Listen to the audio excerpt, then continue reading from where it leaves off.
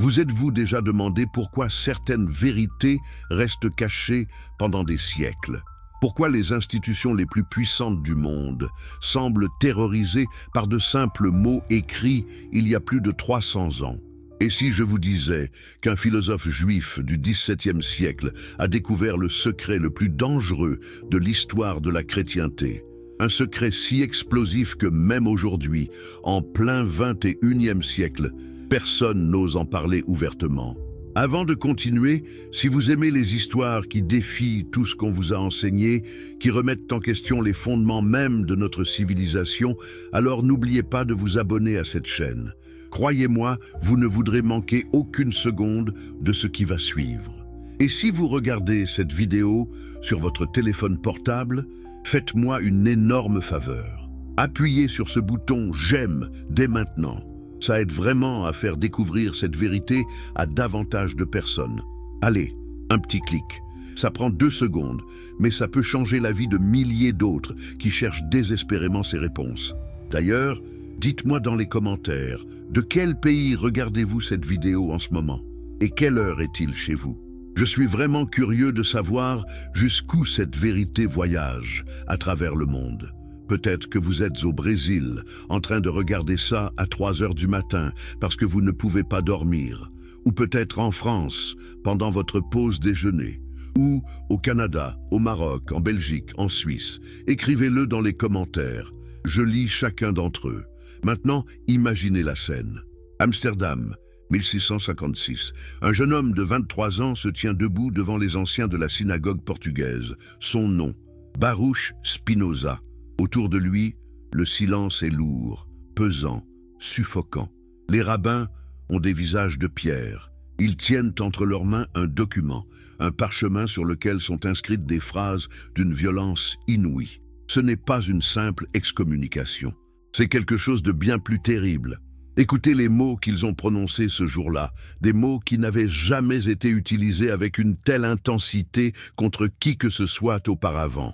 Qu'il soit maudit le jour et maudit la nuit, maudit quand il se couche et maudit quand il se lève, maudit quand il sort et maudit quand il entre, que Dieu ne lui pardonne jamais, que la colère et la fureur de Dieu s'enflamment contre cet homme et fassent tomber sur lui toutes les malédictions écrites dans le livre de la loi.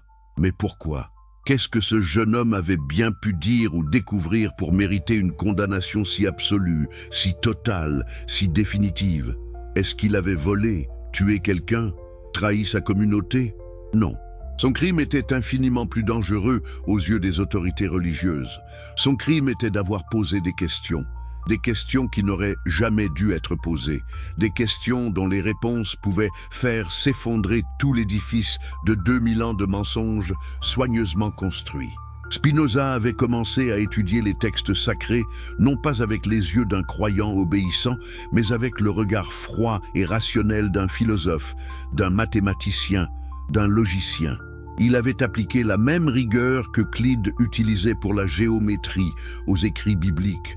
Et ce qu'il avait découvert l'avait terrifié, puis l'avait libéré, puis l'avait mis en danger mortel. Vous voyez, Spinoza avait réalisé quelque chose que personne n'osait dire tout haut. La Bible n'avait pas été écrite par Dieu. Elle avait été écrite par des hommes avec des agendas politiques, des ambitions personnelles, des préjugés culturels. Moïse n'avait pas écrit le Pentateuque. Comment le pouvait-il puisque le dernier livre décrit sa propre mort et son enterrement? Les prophètes n'avaient pas reçu de révélation divine, mais avaient plutôt exprimé leurs propres opinions sur les événements de leur époque. Mais ce n'était que le début.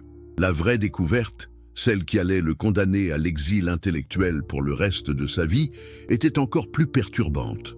En analysant les évangiles, les lettres de Paul, l'Apocalypse de Jean, en comparant les textes grecs originaux avec leur traduction latine, en étudiant les décisions des conciles, les édits des empereurs, les décrets des papes, Spinoza avait reconstitué un puzzle terrifiant. Il avait compris que le christianisme, tel que nous le connaissons, n'était pas le christianisme de Jésus. Que quelque chose d'horrible s'était produit dans les premiers siècles après la mort du Christ. Que le message révolutionnaire de libération spirituelle avait été détourné, perverti, transformé en son exact opposé, et que ce détournement n'était pas accidentel. Il était systématique, calculé, parfaitement exécuté. Plus troublant encore, Spinoza avait découvert que les textes bibliques eux-mêmes, particulièrement les prophéties de Daniel et l'Apocalypse de Jean, décrivaient précisément ce processus de corruption. Ils avertissaient contre une figure qui allait se lever, qui allait prétendre représenter le Christ tout en le trahissant complètement. Une figure que les textes appelaient l'Antéchrist. Et selon l'analyse rigoureuse de Spinoza, cette figure n'était pas une personne future à venir. Ce n'était pas un dictateur politique de la fin des temps. C'était un système, une institution, une organisation qui existait déjà, qui régnait depuis plus de 1000 ans et dont le siège se trouvait à Rome. Est-ce que vous comprenez ce que cela signifie ? Est-ce que vous saisissez l'énormité, la portée absolument dévastatrice de cette accusation? Spinoza était en train de dire que l'Église catholique romaine elle-même, l'institution qui prétendait être la seule vraie représentante du Christ sur terre, était en réalité l'accomplissement des prophéties concernant l'Antéchrist. Que le pape, celui qui s'appelle Saint-Père et vicaire du Christ, était précisément celui contre qui les apôtres avaient mis en garde. Que toute la structure hiérarchique, tous les dogmes, tous les rituels, toute la théologie catholique était une inversion satanique du véritable message de Jésus. Mais attendez, avant de rejeter cette idée comme de la pure folie, comme une théorie conspirationniste délirante, laissez-moi vous poser une question. Pourquoi les rabbins d'Amsterdam ont-ils réagi avec une telle violence? Ces hommes étaient des érudits, des intellectuels, des gens habitués aux débats théologiques. Ils avaient entendu toutes sortes d'hérésies au fil des ans. Alors pourquoi Spinoza les terrifiait-il autant? La réponse est simple et effrayante, parce qu'ils savaient qu'il avait raison, parce que dans leurs propres études des textes anciens, dans leur propre tradition rabbinique secrète, ils avaient vu les mêmes patterns, les mêmes indices, les mêmes preuves. Mais ils ne pouvaient pas le laisser dire publiquement. Pourquoi? Parce que les Juifs d'Amsterdam vivaient sous la protection précaire des autorités chrétiennes. Un seul Juif accusant ouvertement l'Église catholique d'être l'Antéchrist, et c'était toute la communauté qui risquait une nouvelle persécution, un nouveau pogrom, une nouvelle expulsion. Alors ils ont sacrifié Spinoza. Ils l'ont maudit publiquement, violemment, de manière à ce que tout le monde comprenne. Cet homme ne parle pas pour nous, ses idées ne sont pas les nôtres, nous le rejetons totalement. C'était une question de survie. Mais en le maudissant, ils ont aussi confirmé qu'il avait touché quelque chose de réel, quelque chose de dangereux, quelque chose qui ne devait jamais être révélé. Qu'a fait Spinoza après son excommunication? Il aurait pu se rétracter, s'excuser, supplier qu'on le réintègre dans la communauté. Au lieu de cela, il a fait quelque chose de révolutionnaire. Il a continué à écrire, à penser, à développer sa théorie. Pendant 20 ans, vivant dans une pauvreté relative, gagnant sa vie en polissant des lentilles pour microscopes et télescopes, il a construit une démonstration philosophique rigoureuse de tout ce qu'il avait découvert. En 1670, il publie anonymement le traité théologico-politique. Le livre provoque immédiatement un scandale massif dans toute l'Europe. Les autorités protestantes et catholiques le condamnent en même temps, ce qui est remarquable quand on pense qu'elles étaient en guerre religieuse depuis plus d'un siècle. Qu'est-ce qui pouvait bien unir des ennemis mortels dans une condamnation commune? La peur que Spinoza ne révèle un secret que tout le monde gardait. Dans ce livre, Spinoza fait quelque chose que personne n'avait jamais osé faire auparavant. Il lit la Bible comme un document historique ordinaire. Il applique la même critique textuelle qu'on utiliserait pour n'importe quel ancien manuscrit. Il compare les différentes versions, identifie les contradictions, repère les ajouts ultérieurs, trace l'évolution des doctrines à travers le temps. Et ce qu'il découvre est stupéfiant. Le Pentateuque, les 5 premiers livres attribués à Moïse, contient des anachronismes évidents. Il mentionne des lieux qui n'existaient pas du temps de Moïse, utilise des mots qui n'entrèrent dans la langue hébraïque que des siècles plus tard, décrit des événements qui se produisirent longtemps après la mort supposée de son auteur. Conclusion inévitable.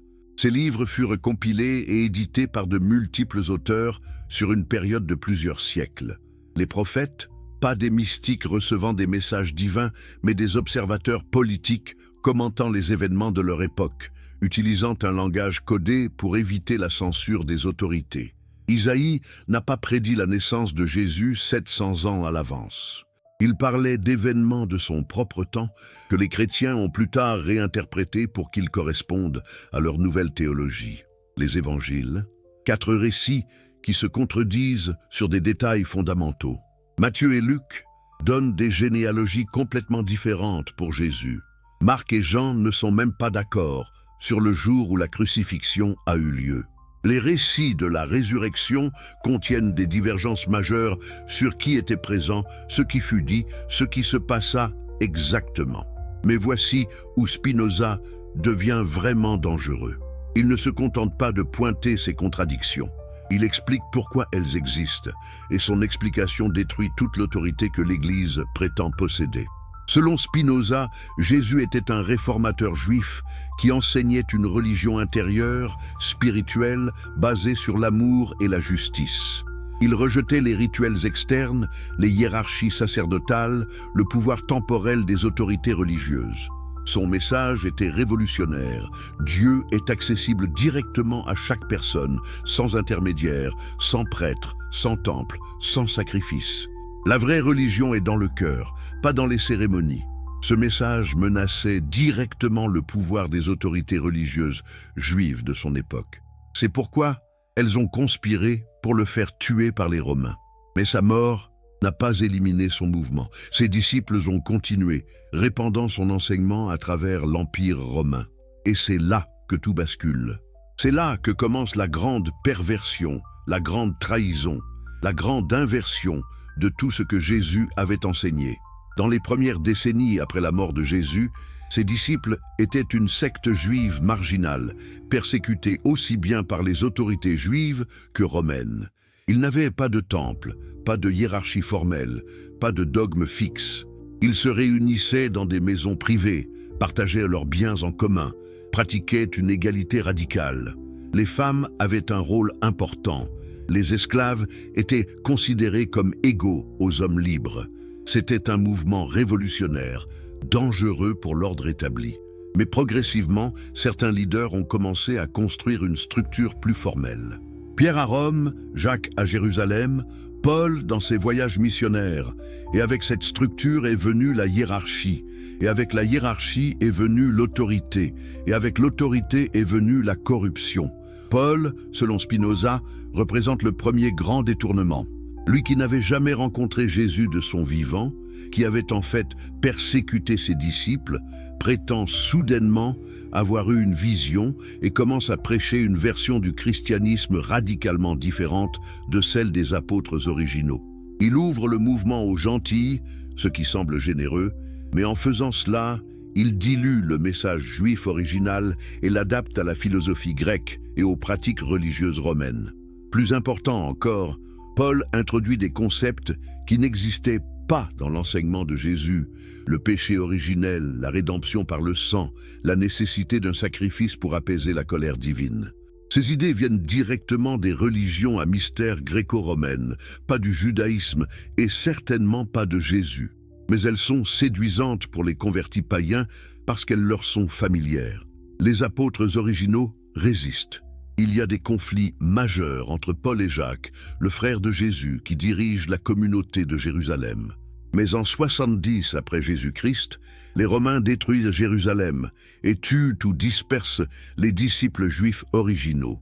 La version paulinienne du christianisme, plus hellénisée, plus adaptée aux gentils, survit et devient dominante. Au IIe et IIIe siècle, le processus s'accélère. Les évêques des grandes villes commencent à revendiquer une autorité spéciale. Ils se proclament successeurs des apôtres, même si la chaîne de succession est souvent douteuse ou carrément inventée.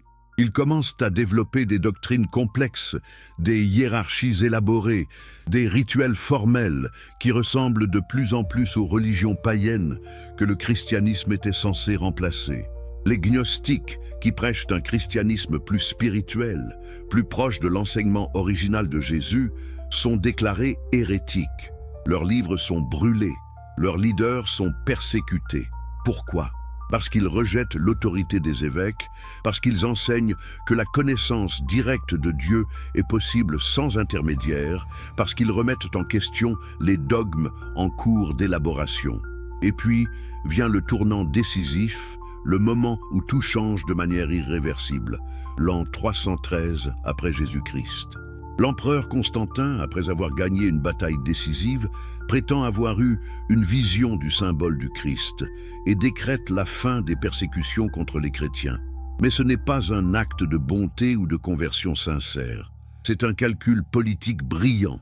Constantin comprend quelque chose que les empereurs précédents n'avaient pas compris. Le christianisme ne peut pas être détruit par la persécution. Plus on tue de chrétiens, plus leur nombre augmente. Les martyrs inspirent de nouveaux convertis. La foi se renforce dans l'adversité. Alors, Constantin fait quelque chose de plus intelligent. Il ne combat pas le christianisme, il le coopte, il le transforme de l'intérieur. En 325, il convoque le concile de Nicée. Notez l'absurdité de la situation. Un empereur païen qui n'était même pas encore baptisé, qui adorait le dieu solaire Sol Invictus, convoque les évêques chrétiens et leur ordonne de décider une fois pour toutes quelle est la vraie doctrine chrétienne. Et ces évêques, au lieu de rejeter cette intrusion scandaleuse d'un pouvoir temporel dans les affaires spirituelles, acceptent avec empressement. Pourquoi ? Parce que Constantin leur offre quelque chose d'irrésistible, le pouvoir. Jusqu'alors, le christianisme était une religion de pauvres, d'esclaves, de marginaux. Maintenant, avec la protection impériale, il peut devenir la religion de l'élite, de l'aristocratie, de l'État lui-même. Les évêques peuvent devenir riches, puissants, influents. Comment résister à une telle tentation? Mais le prix à payer est énorme. Pour gagner la faveur de Constantin, le christianisme doit devenir quelque chose de complètement différent de ce qu'il était. Il doit accepter la structure hiérarchique de l'Empire. Il doit tolérer, puis adopter, puis exiger l'utilisation du pouvoir coercitif de l'État pour imposer l'orthodoxie. Il doit abandonner son message révolutionnaire d'égalité et de justice pour devenir un outil de contrôle social. Au concile de Nicée, sur les 300 évêques présents, seuls quelques-uns comprennent ce qui se passe vraiment. Un évêque nommé Arius propose une christologie différente qui maintient une distinction claire entre Dieu le Père et Jésus le Fils. Ce n'est pas une hérésie bizarre ou marginale, c'était la position d'une grande partie, peut-être même de la majorité des chrétiens de l'époque. Mais Constantin a besoin d'unité, pas de débat. Il a besoin d'une doctrine claire qui puisse être imposée par décret impérial. Alors la position d'Arius est condamnée, pas parce qu'elle est fausse théologiquement, pas parce qu'elle contredit les Écritures, mais parce qu'elle est politiquement inconvéniente, et ceux qui persistent à la soutenir sont exilés, puis persécutés, puis tués. Voilà comment l'orthodoxie chrétienne fut établie, par la force impériale, pas par l'argumentation théologique, et certainement pas par l'inspiration divine. Constantin fait plus encore. Il fixe la date de Pâques selon un calcul qui rompt délibérément avec la tradition juive. Il établit le dimanche comme jour de repos en l'honneur du dieu solaire, remplaçant le sabbat juif. Il construit de grandes basiliques selon le modèle des temples païens, pas des simples salles de réunion des premiers chrétiens. Il donne aux évêques le titre de pontifex, le même titre que portaient les prêtres païens romains. Vous voyez le pattern? Vous voyez ce qui se passe? Le christianisme n'a pas vaincu le paganisme romain. Le paganisme romain a absorbé le christianisme et l'a transformé en une nouvelle version de lui-même, avec de nouveaux noms mais les mêmes structures de pouvoir, les mêmes rituels, le même système de contrôle. Et c'est exactement ce que Spinoza voit quand il lit les prophéties de Daniel et l'Apocalypse de Jean. Daniel parle d'une succession d'empires, babylonien, perse, grec, puis un quatrième qui sera différent de tous les autres, terrible et épouvantable et extraordinairement fort. Cet empire dévorera toute la terre, la foulera aux pieds et la brisera en morceaux, traditionnellement interprété comme l'Empire romain. Mais ensuite, Daniel décrit quelque chose de mystérieux. De ce quatrième empire surgira un autre roi, qui sera différent des premiers. Ce roi prononcera des paroles contre le Très-Haut et opprimera les saints du Très-Haut. Il aura la pensée de changer les temps et la loi, et il régnera pendant un temps, des temps et la moitié d'un temps, avant d'être finalement détruit. Spinoza fait le calcul. En langage prophétique biblique, un temps signifie souvent une année de 360 jours. Un temps, des temps et la moitié d'un temps égale donc 3 ans et demi, ou 1260 jours. Mais dans les prophéties, un jour peut représenter une année, donc 1260 ans. Alors Spinoza pose la question: y a-t-il un pouvoir qui a surgi de l'Empire romain, qui est différent de tous les empires précédents parce qu'il combine autorité spirituelle et pouvoir temporel, qui a opprimé les vrais croyants, qui a changé les temps en modifiant le calendrier et les fêtes, qui a changé la loi en ajoutant des traditions humaines à la loi divine et qui a dominé pendant environ 1260 ans? La réponse est évidente: la papauté. De Constantin en 313 jusqu'à la réforme protestante en 1517, cela fait environ 1200 ans. Pas exactement 1260, mais remarquablement proche pour une prophétie écrite plusieurs siècles avant les événements. Et si on compte depuis le moment où la papauté gagne vraiment son pouvoir temporel, vers 538, quand Justinien déclare l'évêque de Rome chef de toutes les églises, jusqu'à 1798, quand Napoléon capture le pape et met fin à son pouvoir politique, on obtient exactement 1260 ans. Coïncidence? Spinoza ne croyait pas aux coïncidences. Il croyait aux patterns, aux correspondances, aux démonstrations logiques, et le pattern était trop clair pour être ignoré. Mais regardons maintenant l'Apocalypse de Jean, écrite vers la fin du 1er siècle. Jean, exilé sur l'île de Patmos pour sa foi, a une vision de la fin des temps. Il voit une bête qui monte de la mer, ayant 7 têtes et 10 cornes. Cette bête blasphème contre Dieu, fait la guerre aux saints et les vainc et reçoit l'adoration du monde entier. 7 têtes. Rome, comme tout le monde le savait dans l'Antiquité, était construite sur 7 collines. Jean l'écrit explicitement plus tard dans l'Apocalypse. Les 7 têtes sont 7 montagnes sur lesquelles la femme est assise. Quelle femme? La grande Babylone, la mère des prostituées et des abominations de la terre. Une grande ville qui règne sur les rois de la terre, vêtue de pourpre et d'écarlate, ornée d'or et de pierres précieuses, décorée d'un nom blasphématoire. Pour les chrétiens du 1er siècle, cette symbolique était transparente. Rome. L'Empire romain persécutait les chrétiens, exigeait qu'ils adorent l'empereur, torturait et tuait ceux qui refusaient. Jean écrivait en code pour éviter une censure encore plus sévère, mais son message était clair pour ses lecteurs originaux. Maintenant, voici ce que Spinoza réalise. Et si Jean ne parlait pas seulement de la Rome de son époque, mais aussi d'une future incarnation de Rome qui serait encore plus blasphématoire? Une Rome qui prétendrait représenter le Christ tout en commettant exactement les mêmes crimes que la Rome païenne. Une Rome qui, au lieu de persécuter les chrétiens au nom des dieux païens, persécuterait les vrais chrétiens au nom du Christ lui-même. Cette idée n'est pas une invention de Spinoza. Les premiers protestants l'avaient déjà proposée. Martin Luther avait identifié le pape comme l'antéchrist. Jean Calvin avait écrit des traités entiers sur le sujet. Des milliers de martyrs protestants étaient morts en criant cette accusation alors qu'ils brûlaient sur les bûchers de l'Inquisition. Mais Spinoza fait quelque chose que les réformateurs n'avaient pas fait. Il le prouve, pas avec des émotions, pas avec des invectives, mais avec une logique froide et implacable, une analyse textuelle rigoureuse, une démonstration philosophique irréfutable. Il commence par définir ces termes. Qu'est-ce que l'antéchrist selon les textes bibliques eux-mêmes? Jean écrit dans sa première épître: « Celui qui nie le Père et le Fils est l'antéchrist ». Mais il précise aussi: « L'esprit de l'antéchrist nie que Jésus est venu dans la chair ». Et encore, plusieurs séducteurs sont entrés dans le monde qui ne confessent point que Jésus-Christ est venu en chair. Celui qui est tel, c'est le séducteur et l'antéchrist.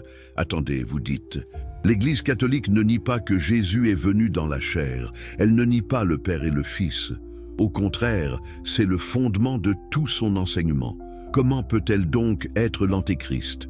Spinoza répond avec une distinction subtile mais cruciale. Il y a deux façons de nier le Christ. La première, évidente, est de dire ouvertement qu'il n'existe pas ou qu'il n'est pas divin. Mais la seconde, beaucoup plus insidieuse, est de proclamer le Christ tout en agissant exactement à l'opposé de son enseignement. C'est de prétendre le représenter tout en le trahissant à chaque instant. C'est de porter son nom tout en servant son ennemi. Jésus a dit: « N'appelez personne sur la terre votre Père, car un seul est votre Père, celui qui est dans les cieux. » Le chef de l'Église catholique se fait appeler Saint-Père. Jésus a dit: « Les rois des nations les dominent. Il n'en sera pas de même au milieu de vous, mais que le plus grand parmi vous soit comme le plus petit, et celui qui gouverne comme celui qui sert. » Les papes se font porter sur des trônes, couronnent des rois, commandent des armées, vivent dans des palais somptueux. Jésus a dit: « N'amassez pas des trésors sur la terre. » Le Vatican possède des richesses incalculables, des œuvres d'art d'une valeur inestimable, des propriétés dans le monde entier. Jésus a chassé les marchands du temple en criant: « Ma maison sera appelée une maison de prière. » Mais vous en avez fait une caverne de voleurs. L'Église catholique a littéralement vendu le pardon des péchés, transformant le salut en marchandise. Elle a vendu des indulgences pour financer la construction de la basilique Saint-Pierre. Elle a accumulé des richesses en promettant aux riches des places au paradis et en terrorisant les pauvres avec des visions de l'enfer. Jésus a dit: « Ne vous faites pas d'images taillées. » Les églises catholiques sont remplies de statues devant lesquelles les gens se prosternent. Jésus a prié directement le Père. Les catholiques sont censés prier Marie, les saints, intercéder auprès de toute une hiérarchie céleste inventée.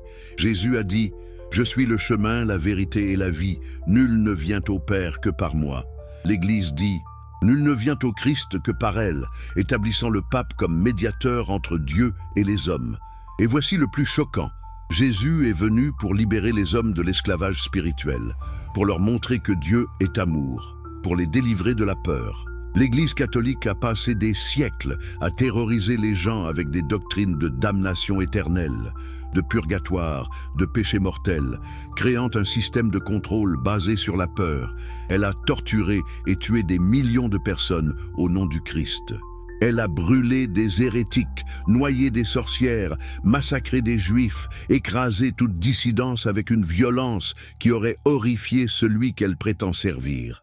Pouvez-vous imaginer Jésus, celui qui a dit « Aimez vos ennemis » et celui qui est sans péché jette la première pierre, approuvant l'Inquisition espagnole?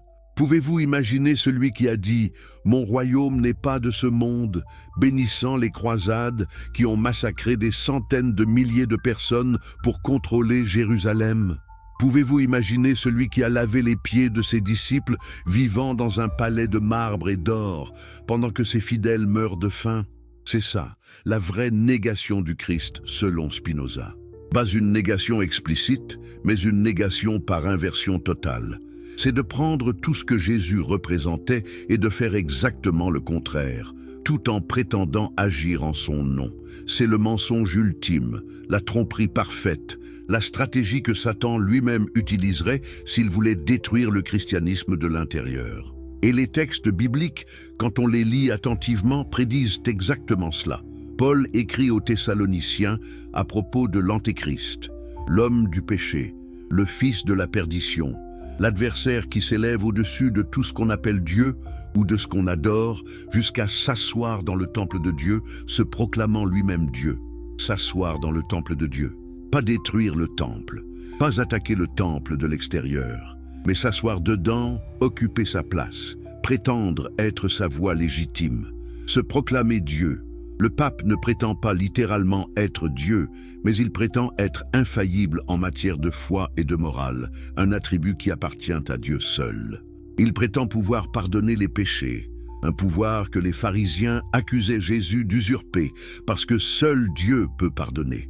Il prétend pouvoir lier et délier sur terre et au ciel, exercer une autorité divine. Et regardez comment Paul décrit l'arrivée de cet homme.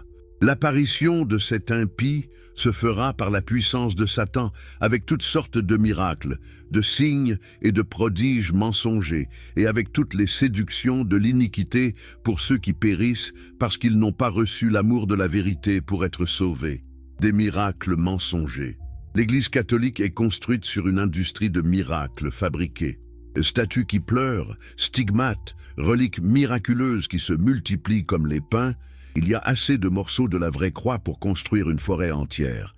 Des saints qui ne se décomposent pas, des visions de Marie qui apparaissent toujours au moment où l'Église a besoin de renforcer son autorité.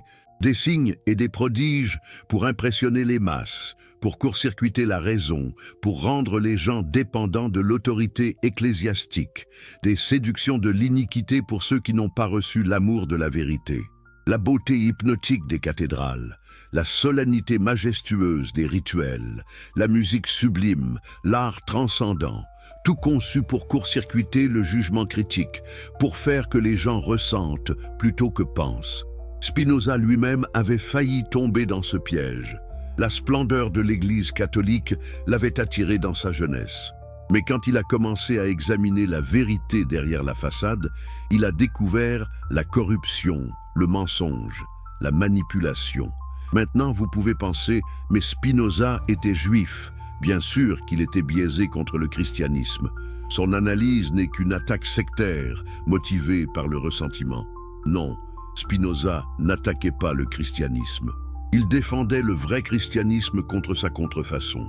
Il respectait profondément Jésus, qu'il considérait comme un véritable sage, un maître de vertu, peut-être le plus grand enseignant moral de l'histoire. Ce que Spinoza attaquait, c'était l'institution qui avait volé le nom de Jésus et l'avait utilisé pour construire un empire de contrôle et d'exploitation.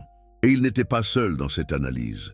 Des milliers de chrétiens sincères, à travers les siècles, étaient arrivés aux mêmes conclusions. Les Vaudois médiévaux, qui vivaient dans la pauvreté évangélique et lisaient la Bible dans leur langue, étaient massacrés par les croisades papales.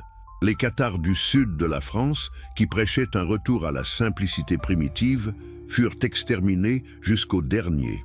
Jean Hus, qui osa prêcher que les prêtres corrompus n'avaient pas d'autorité divine, fut brûlé vif.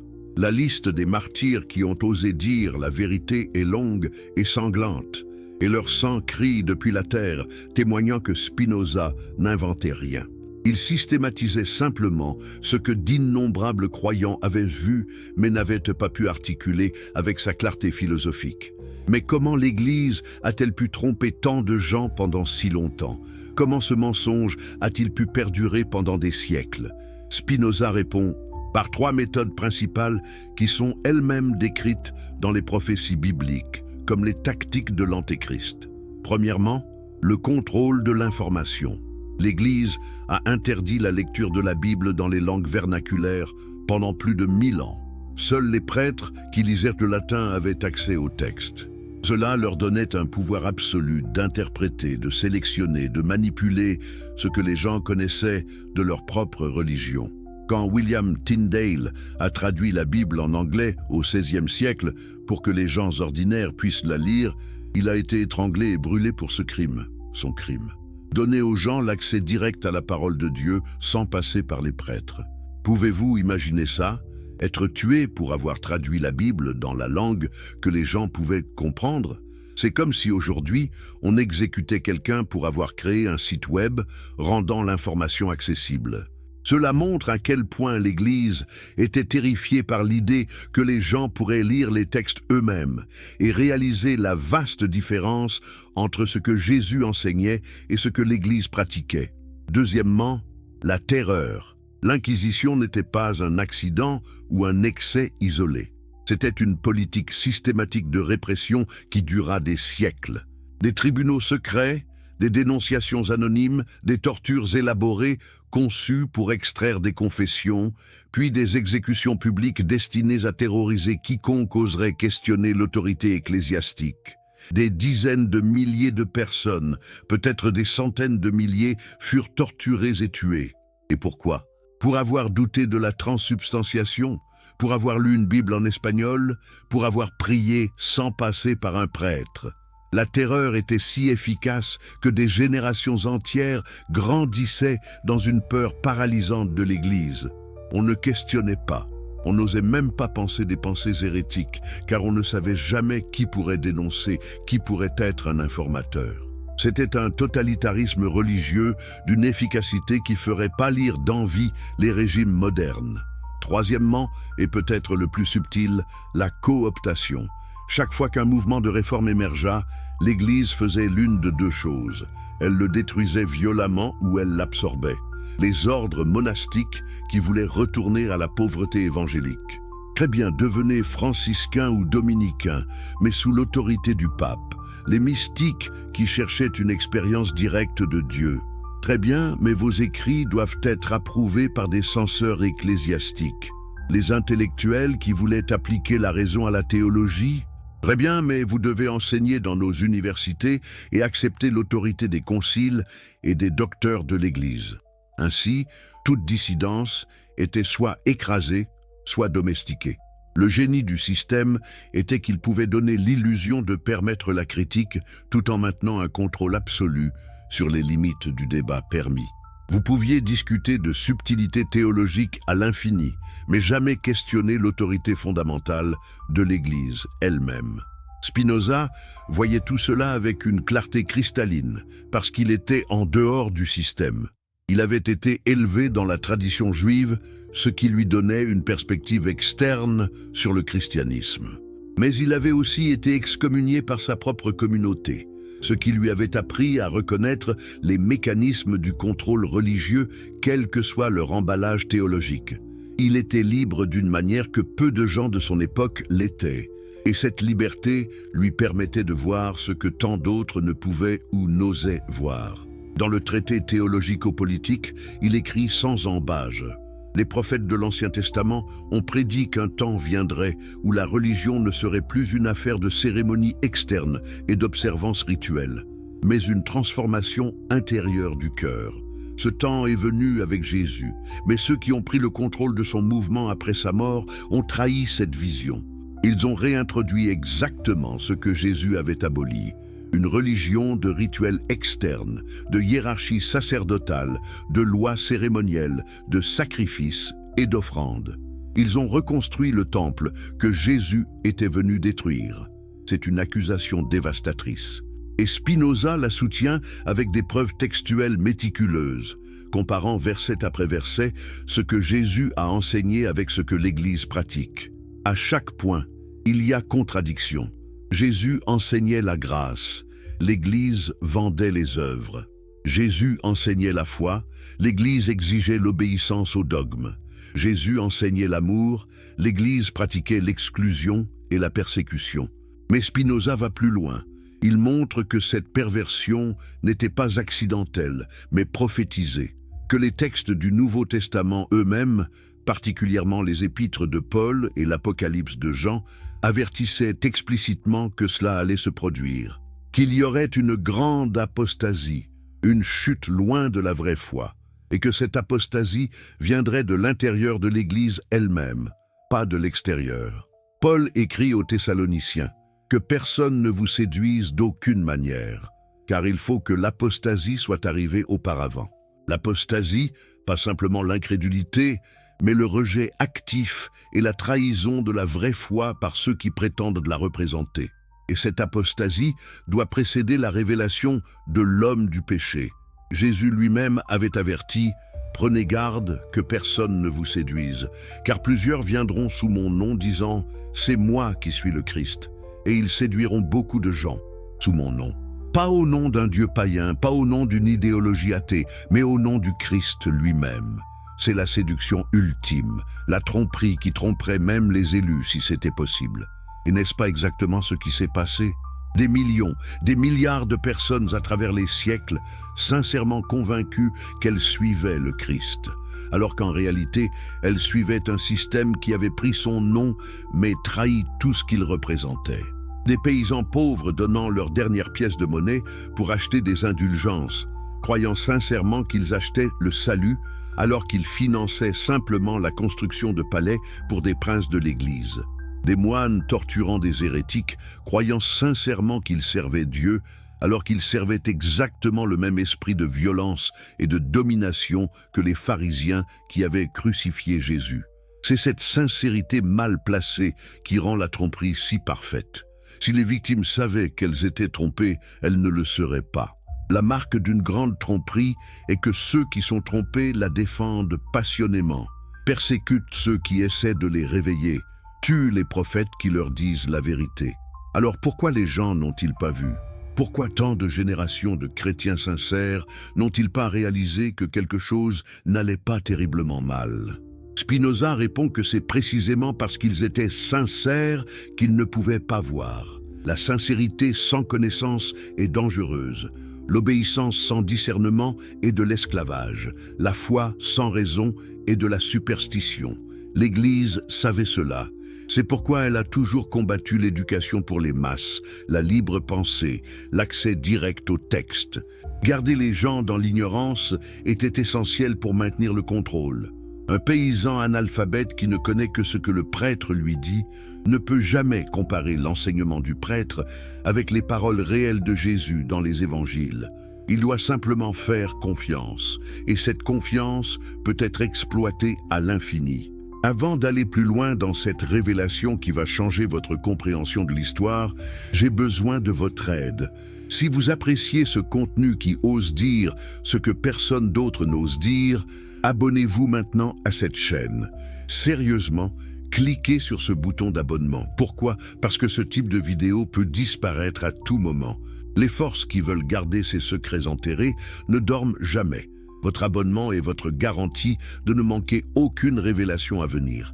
Et écrivez-moi dans les commentaires, de quel pays me regardez-vous en ce moment? Quelle heure est-il chez vous? Êtes-vous au Québec à 6 heures du matin avec votre café? En France, pendant votre pause déjeuner? En Suisse, en Belgique, au Maroc, en Côte d'Ivoire?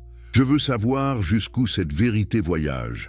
Et si vous êtes sur votre téléphone portable, faites-moi une énorme faveur. Appuyez sur « J'aime » maintenant.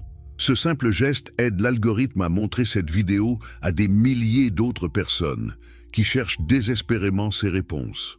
Un petit clic de votre part, une révélation pour des milliers d'autres. Imaginez un homme debout devant une armée en déroute. Ses légions sont épuisées, encerclées, au bord de l'anéantissement. Son rival, Maxence, contrôle Rome elle-même et possède des forces numériquement supérieures. C'est l'an 312 après Jésus-Christ et Constantin est sur le point de tout perdre. La bataille du pont Milvius décidera qui contrôlera l'Empire romain d'Occident. Et dans ce moment de désespoir absolu, Constantin prétendra avoir eu une vision. Selon l'histoire officielle qu'il racontera plus tard, Constantin voit dans le ciel une croix lumineuse avec les mots en grec « En Teutonica, par ce signe tu vaincras ». Cette nuit-là, le Christ lui apparaît en rêve et lui ordonne d'utiliser le symbole chrétien sur les boucliers de ses soldats. Constantin obéit, ses troupes portent le chrisme dans la bataille et miraculeusement, ils écrasent l'armée de Maxence. Maxence lui-même se noie dans le Tibre alors que le pont s'effondre sous ses soldats en fuite. Belle histoire, n'est-ce pas? L'empereur païen converti par une vision divine, qui devient ensuite le premier empereur chrétien de Rome, qui met fin aux persécutions et inaugure une ère de triomphe pour le christianisme. C'est ce qu'on enseigne dans les écoles, ce que prêchent les églises, ce que croient des millions de personnes. Mais est-ce la vérité? Ou est-ce la plus grande manipulation politique de l'histoire humaine? Posons-nous quelques questions simples. Constantin s'est-il vraiment converti au christianisme après cette vision? Alors, pourquoi a-t-il continué pendant des années à frapper des pièces de monnaie avec l'image du dieu solaire Sol Invictus? Pourquoi a-t-il continué à porter le titre de Pontifex Maximus, le grand prêtre du culte païen romain? Pourquoi a-t-il attendu jusqu'à son lit de mort, 25 ans après sa prétendue conversion, pour se faire baptiser? Et même alors, pourquoi a-t-il choisi de se faire baptiser par un évêque arien, un hérétique selon l'orthodoxie qu'il avait lui-même établie au concile de Nicée? Ces questions devraient troubler quiconque examine l'histoire avec un œil critique. Mais elles deviennent encore plus perturbantes quand on comprend ce que Constantin a vraiment fait. Il n'a pas converti l'Empire romain au christianisme, il a converti le christianisme au romanisme. Il a pris une religion révolutionnaire qui menaçait le pouvoir impérial et l'a transformée en un outil de contrôle impérial. Et pour accomplir cette transformation, il a dû détruire l'essence même de ce que Jésus avait enseigné. Regardez ce qui se passait avec le christianisme avant Constantin. C'était une religion de marginaux, de pauvres, d'esclaves, de femmes. Elle n'avait pas de temple magnifique, pas de hiérarchie formelle, pas d'alliance avec le pouvoir politique. Les chrétiens se réunissaient dans des maisons privées, dans des catacombes souterraines, en secret. Ils partageaient leurs biens en commun, pratiquaient une égalité radicale qui horrifiait l'aristocratie romaine. Un esclave pouvait devenir évêque. Une femme pouvait prophétiser, un pauvre pouvait enseigner à un riche. Cette égalité était révolutionnaire, dangereuse, subversive. Elle sapait les fondements même de la société romaine qui était construite sur la hiérarchie rigide, l'esclavage, la domination militaire. C'est pourquoi les empereurs persécutaient les chrétiens. Pas parce qu'ils adoraient un Dieu différent. Les Romains étaient remarquablement tolérants envers les religions étrangères. Ils persécutaient les chrétiens parce que le christianisme primitif rejetait l'autorité de l'État, refusait de sacrifier à l'empereur, créait une communauté alternative qui menaçait l'ordre social. Dioclétien, prédécesseur de Constantin, avait lancé la plus grande persécution de l'histoire chrétienne, essayant d'exterminer complètement cette religion dangereuse. Il avait échoué. Plus il tuait de chrétiens, plus leur nombre augmentait. Le sang des martyrs, comme l'a dit Tertullien, était la semence de l'Église. La persécution renforçait la foi, créait des héros, inspirait de nouvelles conversions. Constantin, qui était beaucoup plus intelligent que Dioclétien, a compris quelque chose de crucial. On ne peut pas détruire le christianisme par la violence, mais on peut le détruire par l'acceptation. On peut le coopter, le transformer, l'absorber dans la structure impériale. On peut lui donner le pouvoir, la richesse, le prestige, et en échange, il abandonnera son message révolutionnaire et deviendra un outil de contrôle. Et c'est exactement ce que Constantin a fait. En 313, il promulgue l'édit de Milan qui met officiellement fin aux persécutions. Les chrétiens peuvent maintenant pratiquer ouvertement leur foi. Merveilleux, non? Sauf que cet édit vient avec des conditions. Les chrétiens peuvent pratiquer librement, mais sous la supervision impériale. Les églises peuvent posséder des propriétés, mais ces propriétés sont enregistrées par l'État. Les évêques peuvent se réunir en concile, mais ces conciles sont convoqués par l'empereur. Progressivement, Constantin commence à favoriser le christianisme. Il donne des privilèges aux clercs chrétiens, il finance la construction de grandes basiliques, il exempte les églises d'impôts, il donne aux évêques le pouvoir de juger certains cas civils. Pourquoi fait-il tout cela? Par amour sincère du Christ? Ou parce qu'il voit dans le christianisme un outil potentiel pour unifier et contrôler un empire qui se désintègre? Pensez-y stratégiquement. L'Empire romain en 313 est en crise profonde. Il est divisé géographiquement entre l'Orient et l'Occident. Il est menacé par des invasions barbares sur toutes ses frontières. Il souffre d'inflation économique, de corruption administrative, de décadence morale. Les anciennes religions païennes ne peuvent plus fournir de cohésion idéologique. Le culte de l'empereur est devenu une formalité vide que personne ne prend au sérieux. Mais le christianisme offre quelque chose de différent. Il offre une doctrine cohérente, une organisation structurée, une base populaire massive et passionnée. Si Constantin pouvait contrôler le christianisme, il pourrait l'utiliser pour ressouder l'Empire.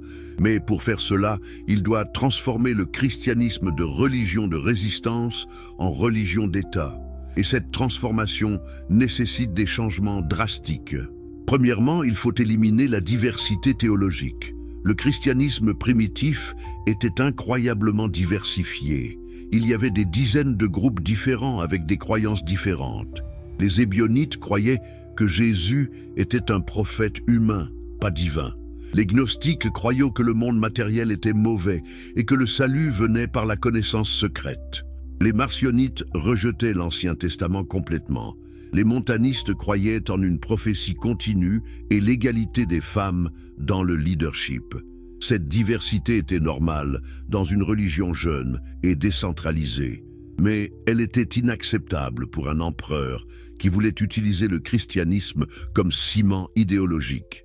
Il fallait une doctrine uniforme, officielle, imposée par l'autorité impériale. C'est pourquoi Constantin convoque le concile de Nicée en 325. Arrêtez-vous un instant sur l'absurdité de cette situation. Un empereur qui n'est même pas baptisé, qui continue à adorer le soleil, qui a tué sa propre femme et son fils dans des accès de rage paranoïaque, convoque les évêques chrétiens et leur ordonne de décider une fois pour toutes quelle est la vraie nature du Christ. Et ces évêques, au lieu de lui dire « Qui êtes-vous pour nous commander en matière de foi ?», acceptent avec empressement parce qu'ils sont éblouis par le pouvoir, séduits par les privilèges que Constantin leur offre. Au concile, sur environ 300 évêques présents, la majorité n'a probablement jamais étudié sérieusement la théologie. Beaucoup sont des administrateurs, des politiciens, des hommes qui sont devenus évêques par ambition sociale plutôt que par vocation spirituelle. Ils sont facilement manipulés par Constantin et ses conseillers. La question centrale du concile est la nature du Christ. Arius, un prêtre d'Alexandrie, enseigne que le Christ est la première et la plus grande création de Dieu, mais qu'il n'est pas coéternel avec le Père. Cette position est logique, cohérente avec le monothéisme strict et était probablement la croyance de la majorité des chrétiens ordinaires. Mais elle ne convient pas au plan de Constantin. Pourquoi ? Parce que si le Christ n'est pas pleinement Dieu, alors l'Église qui prétend le représenter ne peut pas revendiquer une autorité divine absolue. Si le Christ est simplement le plus grand des prophètes, alors les chrétiens ne sont qu'une autre secte juive, pas une religion universelle qui peut remplacer le culte impérial. Constantin a besoin que le Christ soit Dieu incarné, égal au Père, pour que l'Église puisse devenir une institution sacrée avec une autorité incontestable. Alors la position d'Arius est condamnée. Le credo de Nicée est adopté, déclarant que le Christ est consubstantiel au Père, de la même substance divine. Cette formulation vient de la philosophie grecque, pas de la Bible. C'est une construction théologique sophistiquée qui aurait été complètement étrangère à Jésus et aux apôtres originaux, mais elle sert l'objectif de Constantin. Et ceux qui refusent de signer le credo, ils sont exilés. Arius lui-même est banni. Ses livres sont brûlés, ses partisans sont persécutés. Pour la première fois dans l'histoire chrétienne, le pouvoir de l'État est utilisé pour imposer l'orthodoxie théologique. Et ceux qui sont persécutés ne sont pas des païens, mais d'autres chrétiens qui simplement croient différemment. Voyez-vous l'ironie tragique ? Pendant 3 siècles, l'Empire romain avait persécuté les chrétiens pour leur foi. Maintenant, avec la bénédiction de l'empereur chrétien, les chrétiens commencent à persécuter d'autres chrétiens. La religion de l'amour devient un outil de répression. La foi qui prêchait la liberté devient un instrument de contrôle totalitaire. Mais Constantin ne s'arrête pas là. Il change aussi les pratiques du christianisme pour les rendre plus acceptables aux païens qui forment encore la majorité de la population. Le dimanche, jour sacré du culte solaire, remplace le sabbat juif comme jour de repos chrétien. La date de Noël est fixée au 25 décembre, qui était traditionnellement la fête de la naissance de Sol Invictus, le soleil invaincu. La célébration de Pâques est calculée pour qu'elle ne coïncide jamais avec la Pâque juive, rompant délibérément le lien avec les racines juives du christianisme. Les églises sont construites selon le modèle des basiliques romaines, les halls de justice impériaux, pas selon le modèle du temple juif ou des humbles maisons de réunion des premiers chrétiens. L'architecture elle-même envoie un message. Le christianisme est maintenant une religion de pouvoir, d'autorité, de grandeur impériale. Les évêques reçoivent des titres, des robes, des privilèges qui les distinguent des croyants ordinaires. La hiérarchie ecclésiastique commence à imiter la hiérarchie impériale. Le clergé devient une classe à part, une élite spirituelle avec des droits spéciaux. L'égalité radicale du christianisme primitif est abandonnée pour un système de rangs et de privilèges qui aurait horrifié les apôtres. Et la croix ? Ce symbole que nous associons maintenant si intrinsèquement au christianisme n'était jamais utilisé par les premiers chrétiens. Pourquoi utiliserait-il le symbole de l'instrument de torture qui avait tué leur maître? C'était Constantin qui a transformé la croix en symbole impérial, la fusionnant avec le labarum, l'étendard militaire romain. La croix devient un symbole de conquête, de victoire militaire, de pouvoir impérial, pas de sacrifice et de souffrance rédemptrice. Réfléchissez à ce que cela signifie. Jésus avait dit « Mon royaume n'est pas de ce monde. Si mon royaume était de ce monde, mes serviteurs combattraient. » Il avait rejeté explicitement l'usage de la violence, même pour se défendre. Quand Pierre avait coupé l'oreille du serviteur du grand prêtre, Jésus l'avait réprimandé. « Remets ton épée à sa place, car tous ceux qui prendront l'épée périront par l'épée. » Mais maintenant, sous Constantin, la croix devient un symbole militaire. Les soldats la portent en bataille. Les légions romaines massacrent les barbares au nom du Christ. Le symbole du sacrifice volontaire devient un emblème de violence impériale. Pourrait-on imaginer une perversion plus complète du message de Jésus?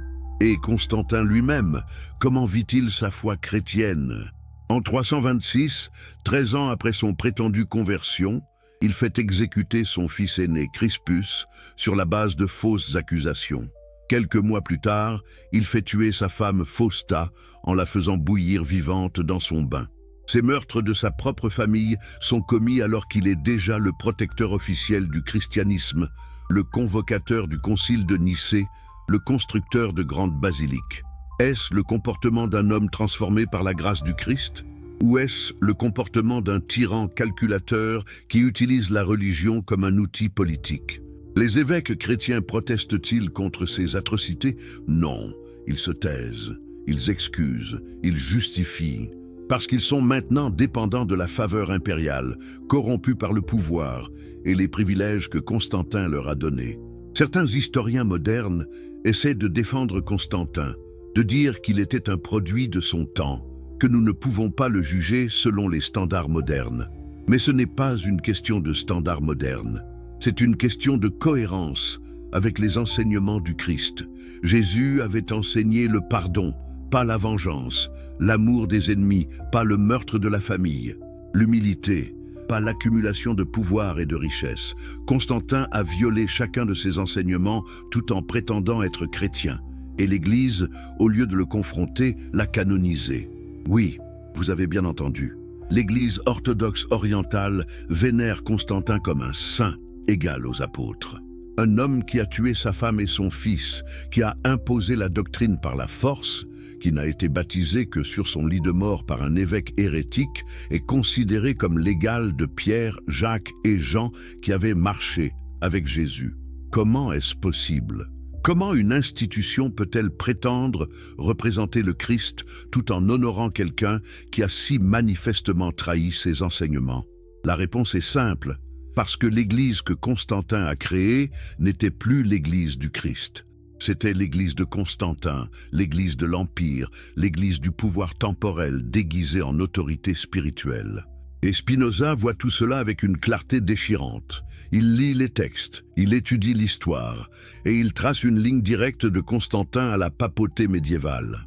Le système que Constantin a établi, la fusion de l'autorité spirituelle et du pouvoir temporel, la persécution des hérétiques, l'utilisation de la force pour imposer l'orthodoxie, tout cela devient la norme pour les 15 siècles suivants. Les papes ne sont que les héritiers de Constantin. Ils perpétuent son système, l'affinent, le perfectionnent. Ils ajoutent de nouvelles doctrines, de nouveaux rituels, de nouveaux moyens de contrôle. Mais l'essence reste la même. Une institution qui prétend représenter le Christ tout en agissant exactement à l'opposé de ses enseignements. Maintenant, passons aux successeurs de Constantin, aux hommes qui ont porté la tiare papale et ont prétendu être les vicaires du Christ sur terre. Parce que si Constantin a posé les fondations, ce sont les papes qui ont construit l'édifice complet de ce que Spinoza identifie comme le système de l'Antéchrist. Parlons maintenant de quelque chose qui devrait secouer les fondements de la foi de tout catholique sincère, la succession apostolique. C'est le dogme central sur lequel repose toute l'autorité de l'Église catholique. L'idée est simple. Jésus a donné l'autorité à Pierre. Pierre a transmis cette autorité au premier évêque de Rome. Cet évêque l'a transmise à son successeur et ainsi de suite en chaîne ininterrompue jusqu'au pape actuel. Donc, quand le pape parle, c'est Pierre qui parle. C'est le Christ qui parle. Questionner le pape, c'est questionner le Christ lui-même. C'est une revendication extraordinaire, n'est-ce pas? Et comme l'a dit Carl Sagan, des revendications extraordinaires requièrent des preuves extraordinaires. Alors, examinons les preuves. Est-ce que cette chaîne de succession existe vraiment? Est-ce que Pierre a vraiment été le premier évêque de Rome? Est-ce que Jésus a vraiment donné à Pierre une autorité spéciale qui devait être transmise à ses successeurs? Commençons par le texte biblique le plus cité pour soutenir la primauté papale. Dans Matthieu 16, Jésus dit à Pierre, « Tu es Pierre, et sur cette pierre je bâtirai mon église, et les portes du séjour des morts ne prévaudront point contre elle. Je te donnerai les clés du royaume des cieux. Ce que tu lieras sur la terre sera lié dans les cieux, et ce que tu délieras sur la terre sera délié dans les cieux. » L'Église catholique interprète cela comme Jésus établissant Pierre comme le premier pape. Mais est-ce vraiment ce que le texte dit? Regardons plus attentivement. Jésus fait un jeu de mots en araméen. Le nom Pierre signifie rocher en grec. Jésus dit « Tu es Pétros, Pierre, et sur cette pétra, rocher, je bâtirai mon église. » En grec, il y a une distinction. Pétros est un petit rocher, une pierre. Pétra est une masse rocheuse, un fondement. Alors sur quoi Jésus construit-il son église? Sur Pierre la personne ou sur la confession de foi que Pierre vient de faire en déclarant « Tu es le Christ, le Fils du Dieu vivant ». La plupart des pères de l'Église des 3 premiers siècles interprétaient ce passage comme Jésus construisant son Église sur la confession de foi, pas sur Pierre personnellement. Et même si on accepte que Jésus donnait une autorité spéciale à Pierre, rien dans ce passage ne suggère que cette autorité était censée être transmise à des successeurs. Rien ne dit que Pierre devait être évêque de Rome. Rien ne dit que les évêques de Rome devaient avoir autorité sur toutes les autres églises. En fait, quand on lit le Nouveau Testament attentivement, on voit que Pierre n'avait pas l'autorité suprême même de son vivant. Au Concile de Jérusalem, dans Acte 15, ce n'est pas Pierre qui prend la décision finale, c'est Jacques. Quand Pierre compromet sur la question de manger avec les gentils, Paul le confronte publiquement et le réprimande. Paul écrit dans Galates, « Je lui résistais en face, parce qu'il était répréhensible. » Pouvez-vous imaginer un évêque moderne confrontant publiquement le pape et le traitant de répréhensible? Ce serait une hérésie instantanée. Mais pour Paul, Pierre était simplement un frère apôtre, pas un supérieur hiérarchique. L'Église primitive était beaucoup plus égalitaire que ce que l'Église catholique voudrait nous faire croire. Et qu'en est-il de Pierre à Rome? Est-il même certain qu'il soit allé à Rome? La tradition catholique dit qu'il était le premier évêque de Rome pendant 25 ans. Mais le Nouveau Testament ne mentionne jamais Pierre à Rome. Paul écrit une longue épître aux Romains, dans laquelle il salue de nombreux chrétiens par nom, mais Pierre n'est jamais mentionné. Si Pierre était l'évêque de Rome, ne serait-ce pas étrange? Les premières listes d'évêques de Rome sont contradictoires et peu fiables. Elles ont été compilées des siècles après les faits. Il est possible que Pierre ait visité Rome et y soit mort martyr. Mais l'idée qu'il était l'évêque régnant pendant des décennies est hautement douteuse. Et même si nous acceptons que Pierre était à Rome, il n'y avait pas d'évêque unique de Rome dans les premiers siècles. Les églises étaient gouvernées par des conseils d'anciens, pas par des évêques monarchiques. La structure hiérarchique, avec un seul évêque dominant, s'est développée progressivement, différemment dans différentes régions. L'évêque de Rome n'avait pas de primauté automatique.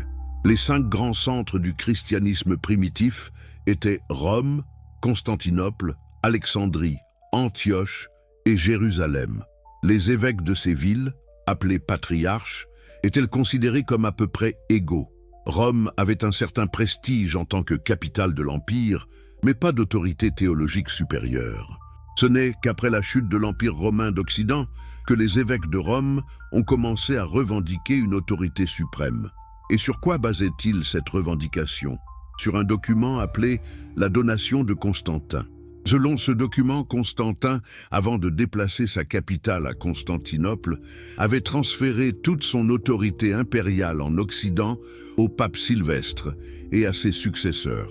Le pape n'était pas seulement le chef spirituel du christianisme, mais aussi le souverain temporel de l'Empire romain d'Occident. C'était la base juridique de tous les territoires papaux, de toute la prétention du pape à régner sur les rois et les empereurs. Il y avait juste un petit problème. Le document était un faux, une falsification complète, probablement créée au 8e ou 9e siècle par des clercs papaux. En 1440, un humaniste italien nommé Lorenzo Valla l'a prouvé de manière concluante en analysant le latin du document, qui contenait des mots et des phrases qui n'existaient pas au IVe siècle. Alors la base entière de l'autorité temporelle du pape était une fraude. Mais qu'a fait l'Église quand cela a été exposé? A-t-elle admis l'erreur? A-t-elle renoncé au territoire et au pouvoir obtenu sur la base de ce faux? Non, elle a continué comme si de rien n'était, parce qu'à ce stade, le pouvoir papal était si enraciné que la vérité n'avait plus d'importance. Et les papes eux-mêmes, comment ont-ils vécu en tant que prétendus vicaires du Christ? Permettez-moi de vous raconter quelques histoires qui vont vous choquer, même si vous pensez déjà tout savoir sur la corruption de l'Église. Commençons par le pape Étienne VI au IXe siècle. Son prédécesseur, le pape Formose, était mort. Étienne a déterré le cadavre de Formose, l'a habillé en vêtements papaux, l'a assis sur un trône et l'a jugé lors d'un procès grotesque connu comme le synode du cadavre. Le cadavre en décomposition a été déclaré coupable d'hérésie. Les 3 doigts qu'il avait utilisés pour bénir ont été coupés et le corps a été jeté dans le Tibre. Est-ce le comportement d'un saint homme guidé par l'Esprit Saint ou est-ce le comportement d'un psychopathe qui se trouve avoir du pouvoir? Avançons au Xe siècle, souvent appelé la pornocratie dans l'histoire de l'Église. Une série de papes ont été littéralement contrôlés par des prostituées puissantes. Théodora, la maîtresse du pape Serge III, a placé son fils illégitime sur le trône papal comme Jean XI. Sa fille Marosie a eu des relations sexuelles avec plusieurs papes et contrôlait effectivement l'Église. Le pape Jean XII, élu à l'âge de 18 ans, a transformé le palais du Latran en bordel. Les chroniques contemporaines l'accusent de viol, d'inceste avec ses sœurs et de castrer un cardinal. Il est mort, selon certains récits, d'une attaque cardiaque pendant qu'il commettait l'adultère avec la femme mariée d'un autre homme. Est-ce un vicaire du Christ ou est-ce un criminel dégénéré qui se trouve porter la tiare? Au XIe siècle, nous avons le pape Benoît IX qui est devenu pape à l'âge de 20 ans grâce au népotisme familial. Il a été décrit par saint Pierre d'Amiens comme un démon venu de l'enfer déguisé en prêtre. Il a vendu la papauté à son parrain pour 1500 livres d'or afin de pouvoir se marier. Plus tard, il a changé d'avis et a essayé de reprendre le pouvoir. À un moment, il y avait 3 papes différents revendiquant simultanément le trône de Pierre. La papauté est-elle une institution divine guidée par le Saint-Esprit ou est-elle une institution humaine sujette à la corruption, l'ambition et l'immoralité les plus viles? Arrivons maintenant au XVe siècle et au pape Alexandre VI Borgia, peut-être le plus notoire de tous. Il a eu au moins 7 enfants illégitimes avec plusieurs maîtresses, dont 4 avec sa favorite Vanozza dei Catanei. Il a organisé des orgies dans les appartements papaux, les fameuses ballets des châtaignes, où des prostituées ramassaient des châtaignes du sol nu, tandis que les cardinaux pariaient sur qui pouvait avoir des rapports sexuels avec le plus de femmes. Il a empoisonné des cardinaux rivaux pour s'emparer de leurs richesses. Son fils César Borgia a probablement tué le mari de sa sœur Lucrèce pour des raisons politiques. Des rumeurs d'inceste entre Alexandre et Lucrèce circulaient largement à Rome. Le diariste papal Burchard a documenté des scènes de débauche qui défient l'imagination. Et cet homme prétendait être le représentant du Christ sur terre. Cet homme prétendait avoir le pouvoir de lier et délier au ciel et sur la terre. Si c'est le vicaire du Christ, alors de quel Christ parlons-nous? Certainement pas celui qui a enseigné la pureté, l'humilité, le sacrifice de soi.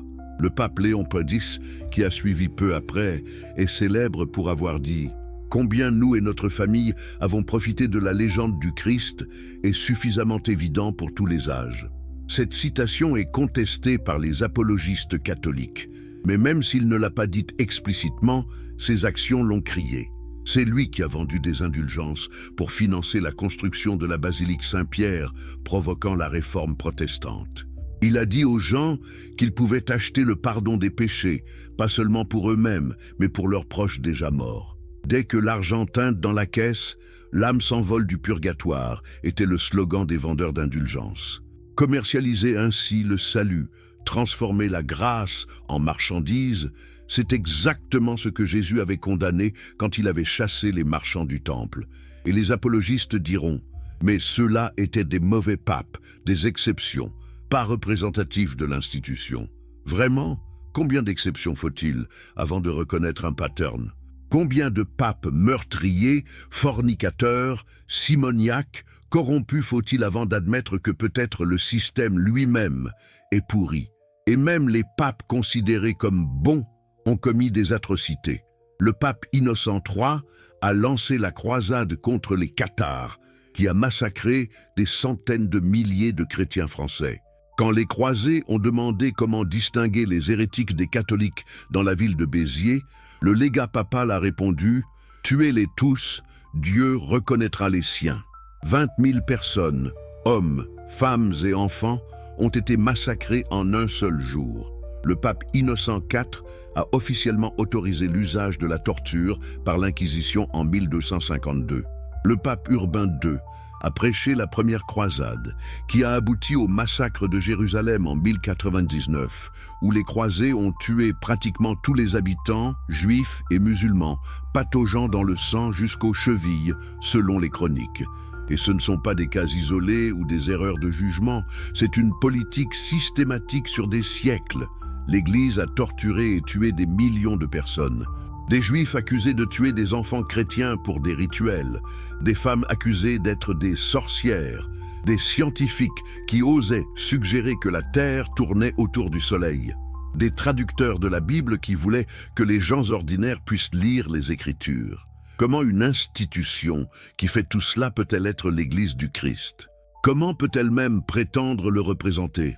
Spinoza pose cette question avec une logique implacable. Si vous jugez un arbre par ses fruits, comme Jésus l'a enseigné, alors les fruits de la papauté sont la violence, la corruption, la manipulation et le mensonge. Ce ne sont pas les fruits du Saint-Esprit. Mais peut-être l'argument le plus puissant de Spinoza n'est pas l'immoralité des papes individuels, mais la structure même de la papauté. Le concept même d'un homme qui se proclame Saint-Père, qui prétend être infaillible, qui exige que les rois s'agenouillent devant lui et baisent son anneau, est une violation directe et flagrante de l'enseignement de Jésus. Jésus avait dit explicitement « N'appelez personne sur la terre votre Père ». Il avait dit « Les rois des nations exercent la domination sur elles.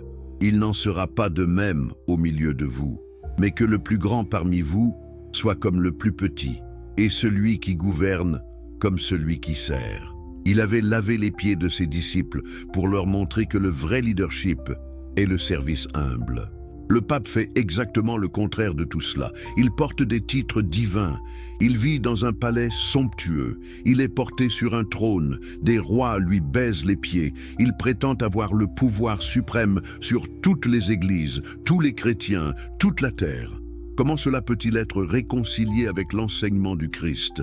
La réponse est qu'il ne peut pas. C'est une contradiction absolue, et Spinoza le souligne impitoyablement.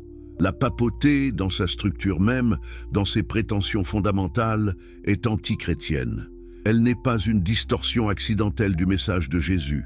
Elle est une inversion délibérée, systématique, complète, et c'est exactement ce que les prophéties de Daniel et l'Apocalypse avaient prédit. Une puissance qui s'élèverait, prétendant représenter Dieu, s'asseyant dans le temple de Dieu, se proclamant Dieu, mais en réalité étant l'opposé de tout ce que Dieu représente.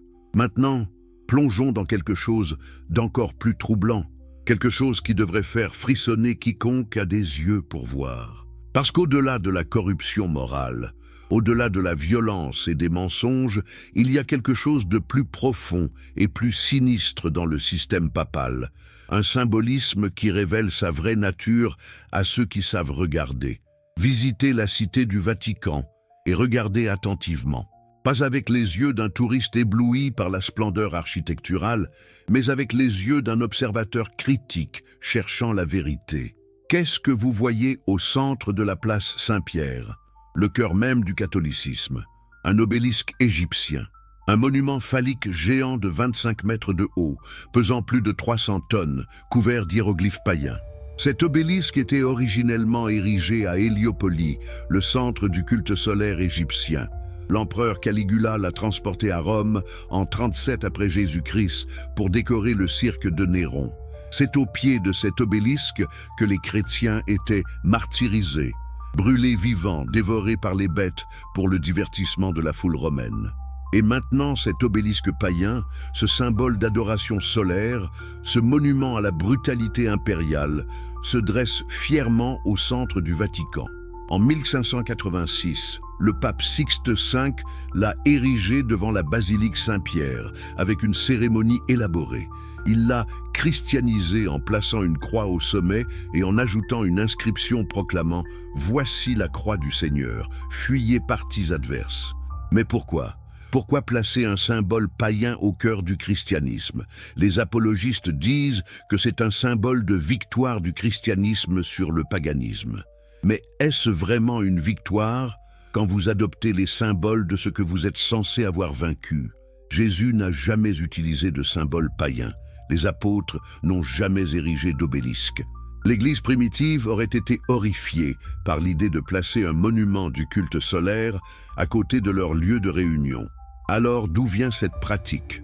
De Constantin, qui adorait Sol Invictus tout en prétendant être chrétien. De la fusion syncrétique du paganisme romain avec le christianisme que Spinoza identifie comme la marque de l'Antéchrist. Mais ce n'est que le début. Regardez l'architecture de la place Saint-Pierre elle-même vue d'en haut. Les deux colonnades courbes, conçues par Bernini, forment un ovale, une ellipse. Certains y voient un symbole de l'Église, embrassant l'humanité. Mais regardez plus attentivement la forme globale, l'obélisque central, émergeant d'un ovale. C'est un symbole de fertilité ancien, un lingam émergeant d'un yoni dans le tantrisme hindou, un phallus et une vulve représentant la génération. Pourrait-il y avoir une association plus profane pour une église dédiée à Pierre, l'apôtre que Jésus avait surnommé le rocher? Mais peut-être que ce n'est pas Pierre qui est vraiment honoré ici. Peut-être que d'autres forces, d'autres puissances sont à l'œuvre. Entrons maintenant dans la basilique elle-même. Admirez les œuvres d'art magnifiques, les marbres somptueux, l'or omniprésent. Mais posez-vous cette question. Où est la simplicité évangélique? Où est la pauvreté du Christ qui n'avait même pas de pierre où poser sa tête?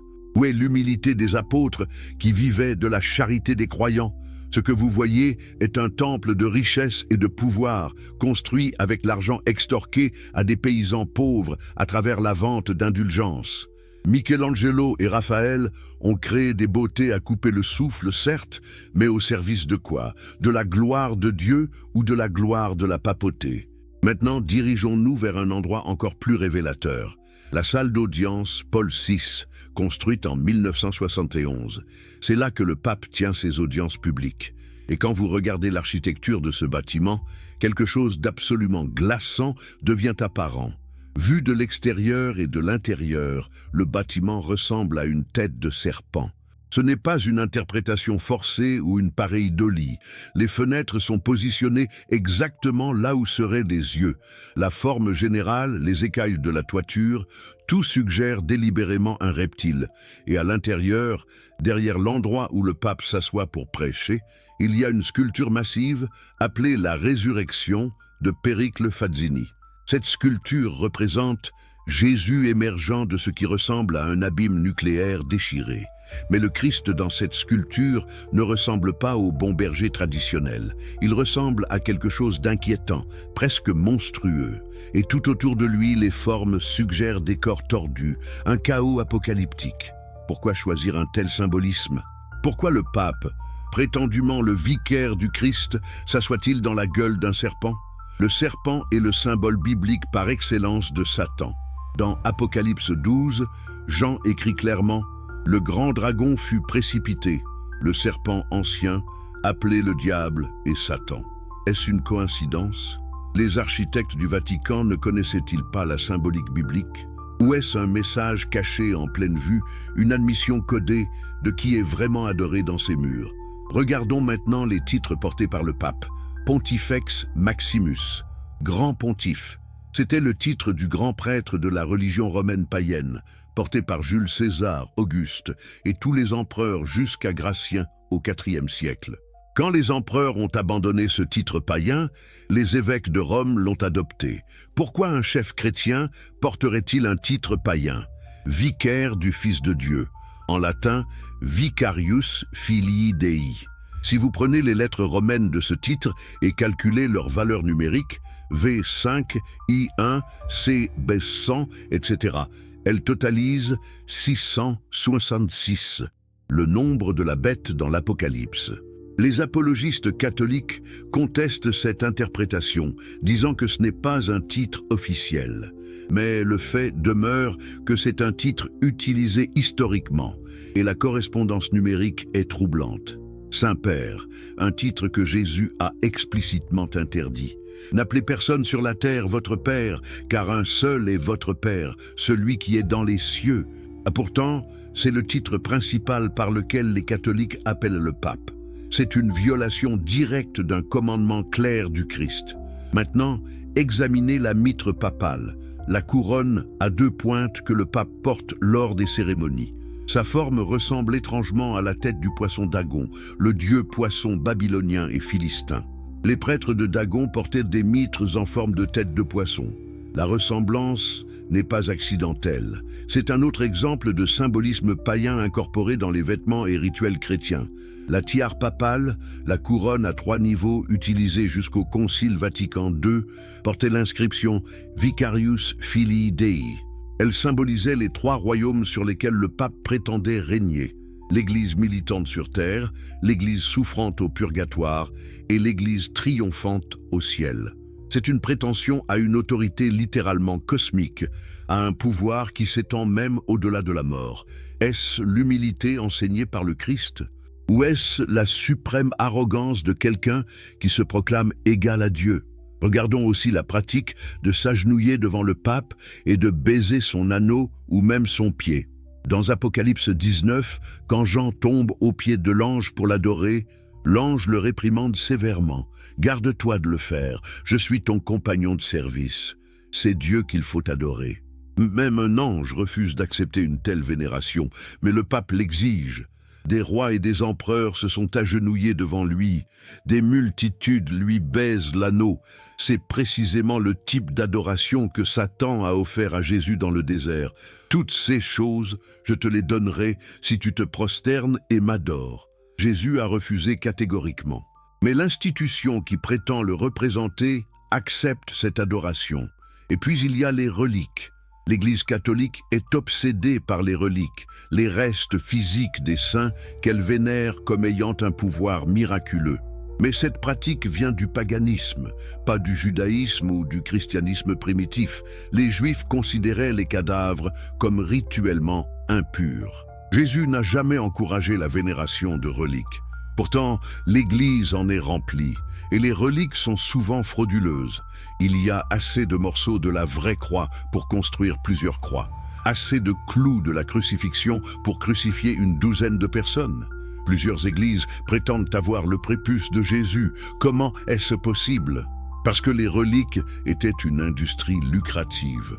Elles attiraient les pèlerins qui dépensaient de l'argent. Alors les églises les fabriquaient ou les achetaient de fournisseurs peu scrupuleux. C'est de la tromperie pure et simple. Et cette tromperie n'est pas un accident ou une corruption tardive. Elle est intégrée dans le système dès le début, depuis que Constantin a prétendu avoir trouvé la vraie croix à Jérusalem 3 siècles après la crucifixion. Maintenant, parlons de quelque chose d'encore plus dérangeant. l'inversion des commandements eux-mêmes. Dieu a donné 10 commandements à Moïse.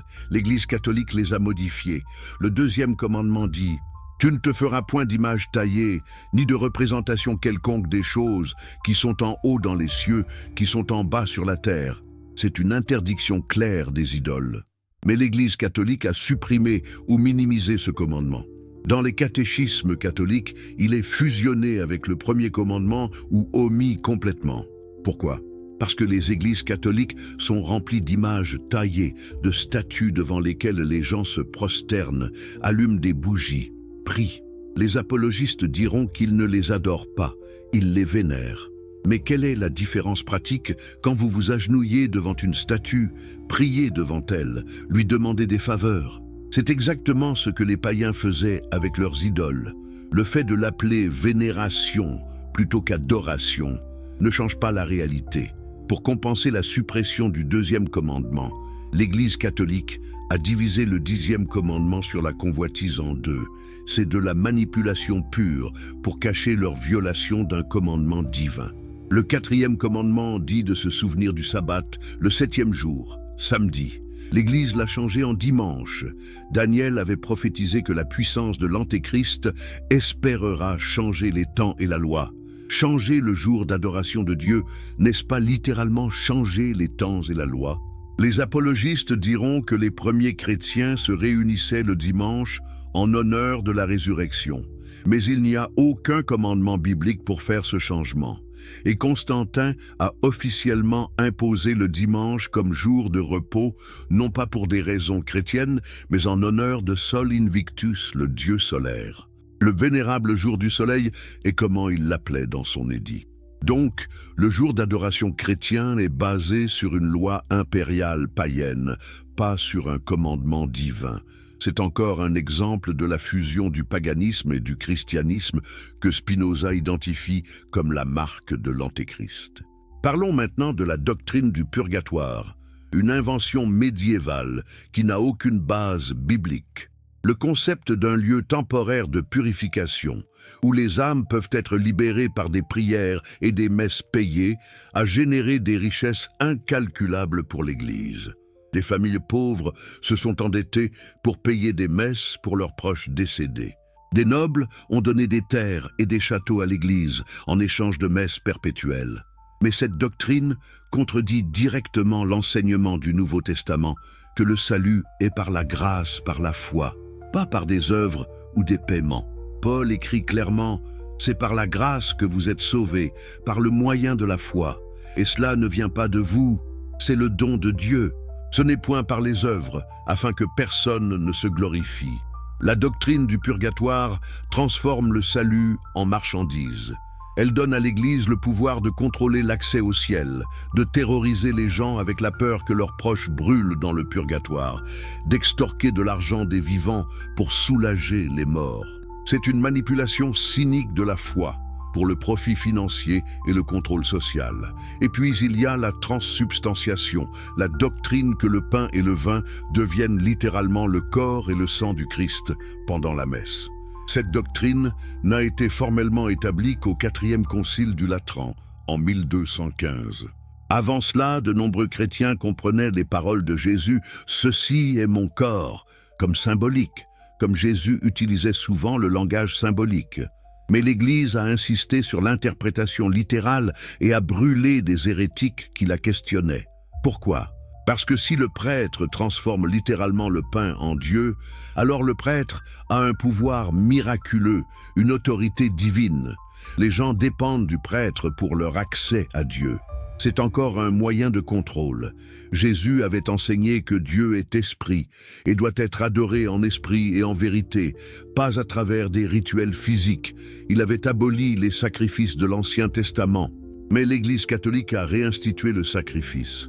Si vous avez suivi jusqu'ici, si votre esprit commence à s'ouvrir à des vérités que vous n'aviez jamais osé considérer, alors j'ai besoin que vous fassiez quelque chose d'absolument crucial maintenant. Abonnez-vous à cette chaîne immédiatement. Pourquoi ? Parce que ce que vous êtes sur le point de découvrir dans ces prochaines minutes va changer votre compréhension de 2000 ans d'histoire. Et si cette vidéo disparaît, Si elle est censurée, si les forces qui protègent ses secrets décident qu'elle est allée trop loin, votre abonnement sera votre seul moyen de suivre cette révélation jusqu'à sa conclusion dévastatrice. Dites-moi dans les commentaires, d'où me regardez-vous?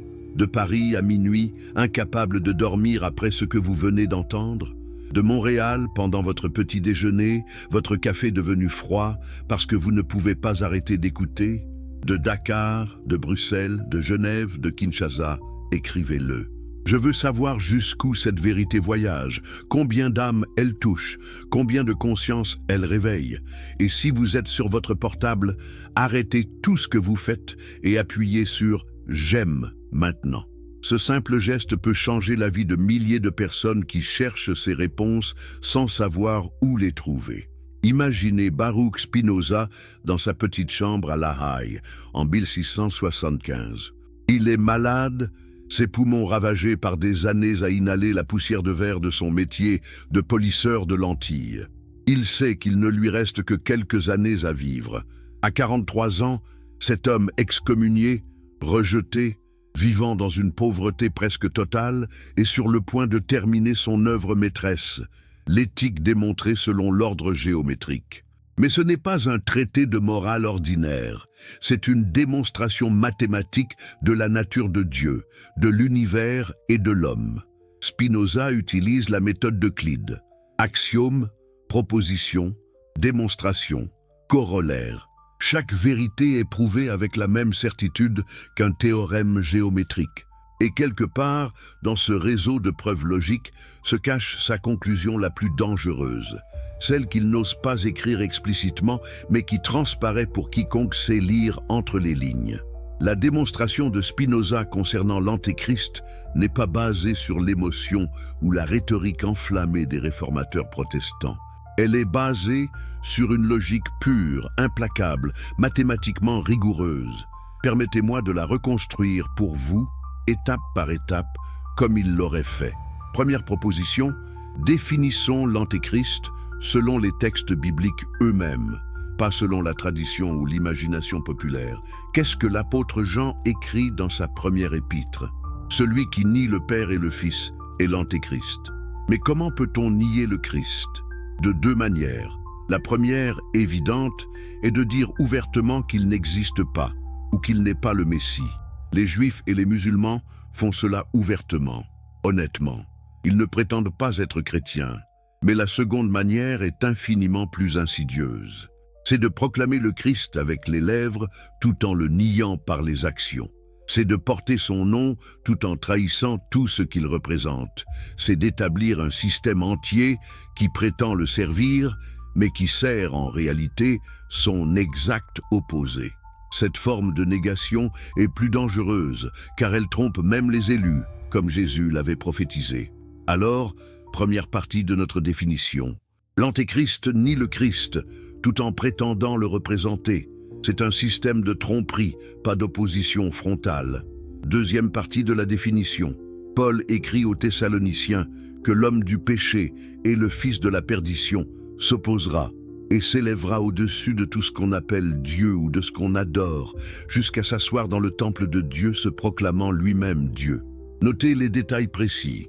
Ce n'est pas quelqu'un qui détruit le temple de Dieu, c'est quelqu'un qui s'assoit dedans. Il ne vient pas de l'extérieur pour attaquer, il vient de l'intérieur pour usurper, se proclamant lui-même Dieu.